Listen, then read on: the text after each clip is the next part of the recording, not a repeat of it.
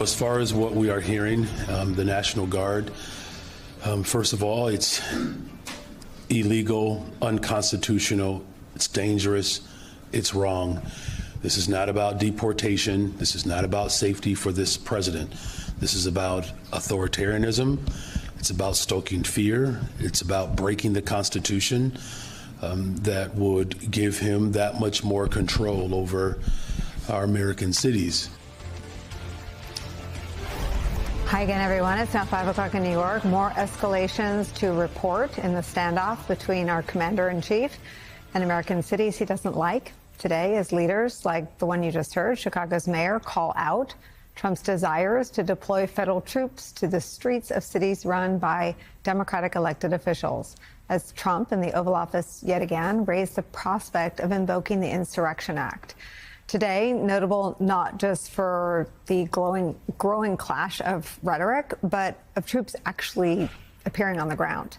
The Texas National Guard has arrived in Chicago. The Chicago Tribune reports that its journalists, quote, saw several military members dressed in camouflage and carrying long guns on federal property in the far southwest suburbs Tuesday morning.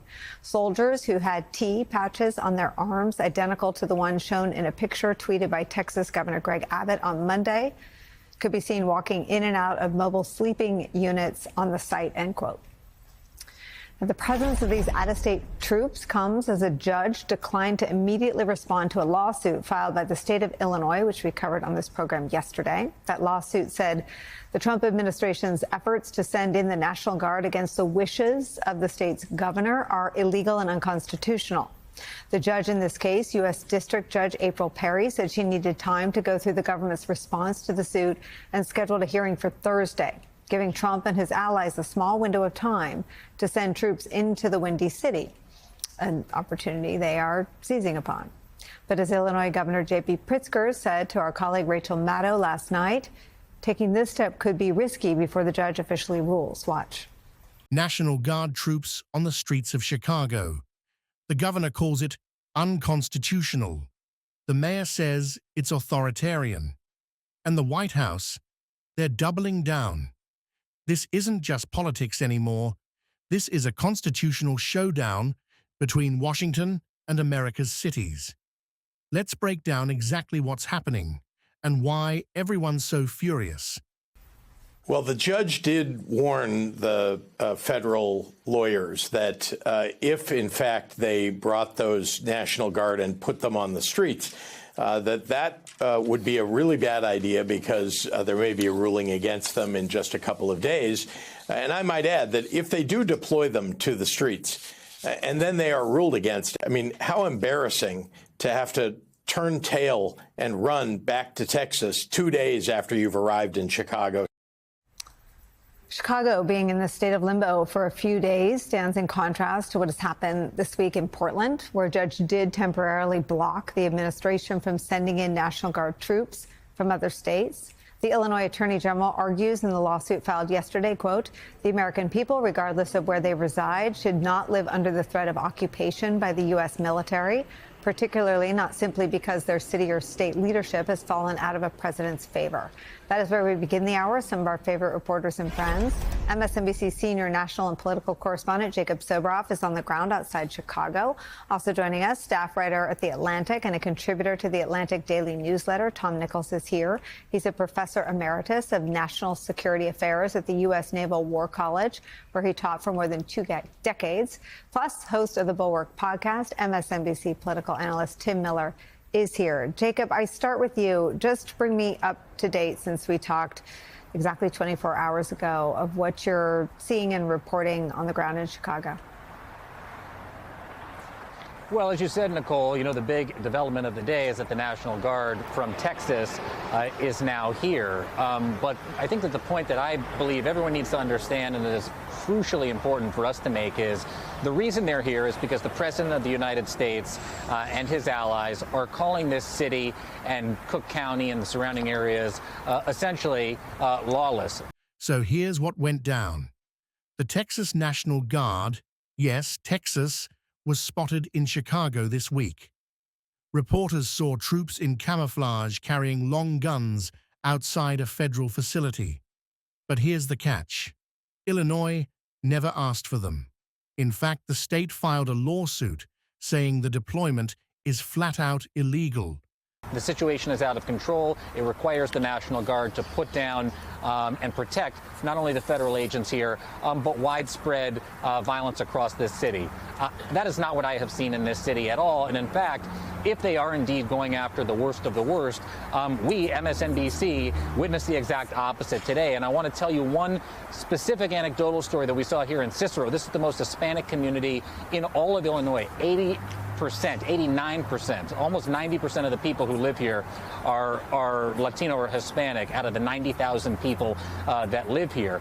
And we showed up at this bakery literally 20 minutes today after they went after and they arrested two people. And I want to make sure I give you their names. And let's take a picture. Let's take a picture of them right now so I can show you who they are. Mario Martinez and Daniel Cabrera. This is a video of Border Patrol. There they are. Mario Martinez is on the right, Daniel Cabrera is on the left. The Border Patrol showed up here outside of this bakery. They have been patrolling this neighborhood all day, and they grabbed these guys. We can show that video again, and we've got some surveillance video from inside, that they were doing nothing other than grabbing their cup of coffee before their day of work. And they are two of multiple people who have been taken in this neighborhood today alone, not because they are the worst of the worst. I also met people, here's some surveillance video, as they chased these guys. They left their cups of coffee, as you see there, sitting down on the trash can outside of the store after Border Patrol, and it looks like they've got someone following them, actually filming there, Nicole, chase them inside this bakery. While we were here reporting on the scene, a cousin of one of the two men, Daniel, showed up to ask me, do I know where to find him? I want to show you a little bit of our conversation right now. Watch this.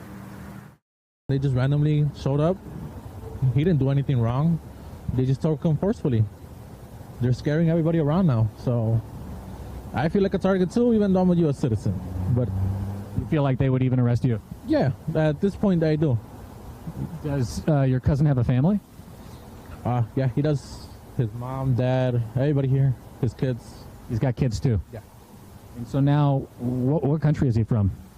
He's originally from Mexico, but he was making a life here for his family, and as you can, like I told you, he was about to open up a shop. I'm really sorry again that you're going through this, and I appreciate it. And I know that you're looking for him. You still don't know where he is. Yeah, I'm just trying to find any clues, ideas, see where they took him, why they took him, and what's the whole purpose for this. Think about that for a second. A president sending troops into a state that didn't request them. That's not routine law enforcement. That's federal power being tested at the city level. And the scary part, there's still no clear ruling from the judge yet, meaning for now, those troops can technically stay.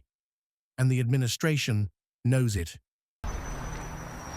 That's a question, Nicole, that people all across Chicago, but especially today in this neighborhood, are asking. Where are their loved ones? Where are their family members who have been picked up off the street, not because they're the worst of the worst, but because they were going about their daily activities? Mario Martinez has been in the hospital for the last several months. He had a heart condition, was sick as well.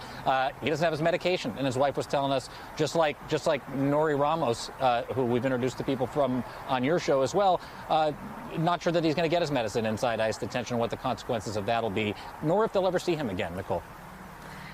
I think people watching wonder how that is possible, that someone who drove up to a bakery to get a cup of coffee is now someone that you can there credibly report his family may never see again. Say more.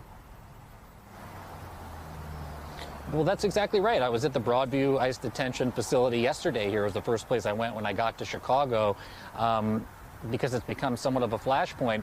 It's been this staging location, both for the federal agents, but also for the people that they're bringing there before they send them off to other ICE detention facilities. And I can't tell you the number of people, including people in LA, who we haven't reported about on air, who contact me regularly, almost every day, saying, I can't find my loved one in the system. Usually there's something called an A number that ICE has, and they're able to track people very specifically. But people have been moved around so quickly within this ICE detention system that people are terrified that while they might be able to make contact, and Mr. Martinez was able to contact his wife and say that he hopes that he can get his medicine from her, he doesn't know how long he's going to be detained for here in the Illinois area, if he's going to be sent to a detention center in Arizona or Louisiana or California, and how long it'll be before the Trump administration sends this gentleman to Mexico, a place he hasn't been for much of his life, and leaving the home behind of this beautiful neighborhood, this peaceful neighborhood today in the western suburbs of Chicago.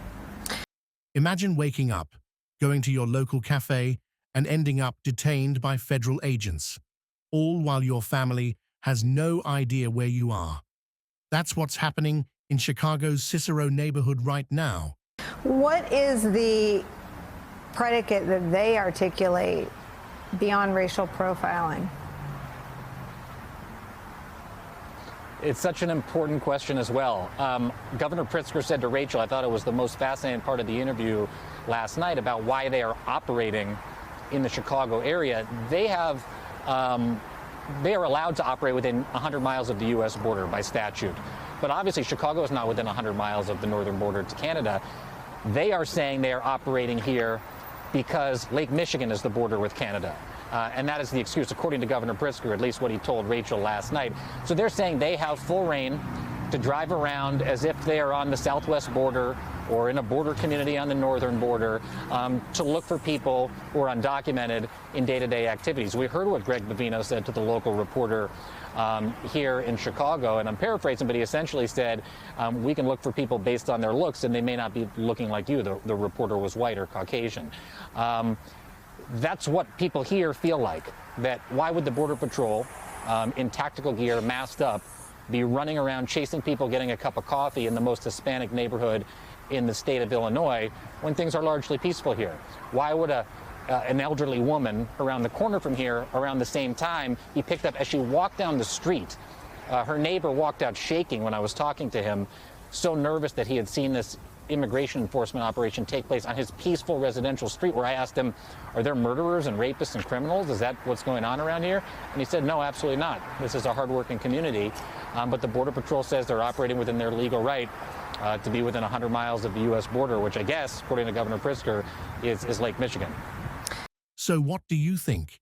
Is this about protecting the country or crossing a constitutional line?